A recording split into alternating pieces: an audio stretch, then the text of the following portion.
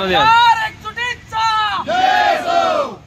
निर्दोष बडतर्फ कर्मचाऱ्यांना न्याय हा मिळालाच पाहिजे। निर्दोष बडतर्फ कामगारांना न्याय हा मिळालाच पाहिजे। असं कसं देणार नाही घेतल्याशिवाय राहणार नाही। असं कसं देणार नाही घेतल्याशिवाय राहणार नाही। निर्दोष बडतर्फ कर्मचाऱ्यांना न्याय हा मिळालाच पाहिजे। कामगार एकजुटीचा विजय असो। कामगार एकजुटीचा विजय असो।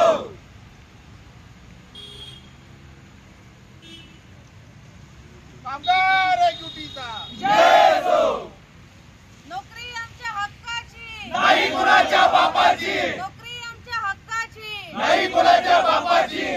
जळगाव जिल्ह्यातील रेमंड लिमिटेड या कंपनीने 24 कामगारांना निर्दोष असताना कोणताही त्यांचा दोष नसताना त्यांच्यावर कार्यवाही करून जवळपास 18 महिन्यांपासून त्यांना नोकरीवरून कमी केलेलं आहे। त्यांचा दोष नसताना त्यांचे कुटुंब हे उघड्यावर आलेली आहे। आज या ठिकाणी एक माजी महापौर म्हणून न राहता मी एक त्यांची बहीण म्हणून त्यांच्या पाठीशी खंबीर उभी आहे। त्यांना न्याय हा मिळालाच पाहिजे, कारण आज त्यांच्यावर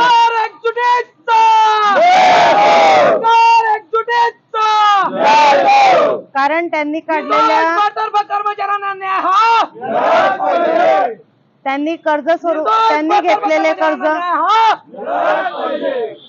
घेतलेले कर्ज हे फेडण्यासाठी आज त्यांना घरदार विकावं लागत आहे। अशी बिकट परिस्थिती ही या जळगाव शहर आणि जळगाव ग्रामीण येथील जवळपास 24 कर्मचारी या कंपनीमध्ये होते आणि त्यांना निर्दोष कुठलाही त्यांचा दोष नसताना त्यांना काढण्यात आलेला आहे। मला असं वाटतं या न्यायाला त्यांना न्याय मिळण्यासाठी सगळ्यांनी एकनिष्ठ एकत्र येऊन त्यांना न्याय मिळेपर्यंत या ठिकाणी 3 दिवस धरणं आंदोलन सुरू राहणार आहे आणि जर या आंदोलनाची दखल घेतली गेली नाही तर यापेक्षा तीव्र आंदोलन हे करण्यात येणार आहे। रेमंड कामगार जे बडतर्फ कर्मचारी सुमारे 18 महिन्यापासून कंपनीने राजकीय द्वेषापोटी आणि व्यवस्थापनाने कोणतेही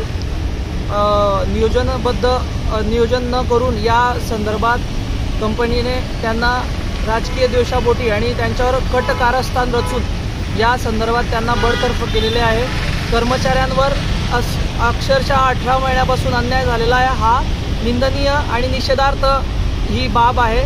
या संदर्भात अनेक वर्षांपासून म्हणजे 18 महिन्यापासून सुमारे ते प्रत्येकाच्या ठिकाणी दारोदारी हिंडताय आणि त्यांनी मागणी करताय, विनवणी करताय की आम्हाला बाबा आमचा रोजगाराचा प्रश्न आहे, आमच्या घरामध्ये आमचं जगणं जिकरीचं झालेलं आहे। अशा पद्धतीची न्यायिक भूमिका कर्मचारी एकदम हताश होऊन मांडताय। त्यांच्या या न्यायिक भूमिकेचे समर्थन आम्ही मानव अधिकार अध्यक्ष या नात्याने मानव अधिकार संघटनेच्या वतीने आम्ही महाराष्ट्र मानव अधिकार परिषदेतर्फे त्यांना समर्थन देतो आणि आम्ही रेमंड प्रशासनाला आणि कामगार मंडळाला आम्ही विनंती करू इच्छितो की त्वरित या रेमंड कामगारांना कामावर घेऊन त्यांचा सन्मानपूर्वक त्यांना तो 18 महिन्याचा फरकासह वेतन त्यांना अदा व्हावे आणि त्यांचे जे उर्वरित फरक असतील, नुकसान भरपाई असेल त्यांना ते मिळावं अशी आमची मागणी राहणार आहे। आणि यापुढे असंच सुसज्ज 3 दिवसीय ही धरणे आंदोलन राहील। यापुढे यांच्या मागण्या न झाल्यास कलेक्टर ऑफिस समोर आमरण उपोषण केलं जाईल आणि ते सुद्धा लाक्षणिक पद्धतीने राहील। ते या पद्धतीने आम्ही ग्वाही देतो। दिनांक 24/2/23 रोजी साधारण 18 महिने झाले रेमंडचे निर्दोष कामगार हे कंपनी व्यवस्थापनानं कामगारांची कोणतीही चूक नसताना डायरेक्ट कामावरून तात्काळ कमी केले।